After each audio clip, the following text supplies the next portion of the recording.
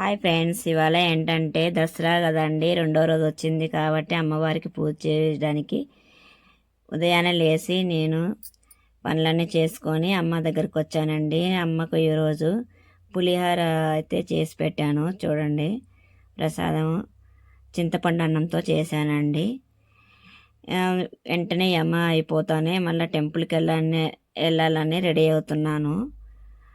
టెంపుల్కి వెళ్ళి అక్కడ అమ్మవారిని చూసేసి సాధుగంగమ్మ తల్లి గుడికి వెళ్ళి అమ్మని చూసేసి వస్తాను ఫ్రెండ్స్. ఓకేనా ఫ్రెండ్స్? మీలో మా దేవుడు ఇదిగోండి, ఈ అమ్మవారి కాడికి నేను ఇప్పుడు వచ్చానండి. చూడండి ఫ్రెండ్స్, ఈమె అడవిలో ఉంటుంది, సాధుగంగమ్మ తల్లి అంటారు. శ్రీ శ్రీ సాధుగంగమ్మ తల్లి. మెడల పైన ఒక ఆమె, కింద ఒక ఆమె ఉంటుంది. మెడల పైన అన్న ఆమె రెడ్డమ్మ తల్లి, కింద ఉన్నమ్మ గంగమ్మ తల్లి. ఆమె ఏట్లో దొరికింది ఫ్రెండ్స్.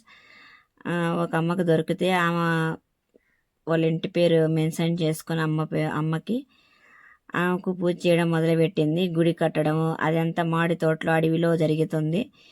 ప్రతి శుక్రవారం చాలా ఘనంగా జరుగుతుంది. ఆమెకు పూలు అంటే చాలా ఇష్టం. ఇలా నిమ్మకాయలు ఇస్తూ ఉంటుంది.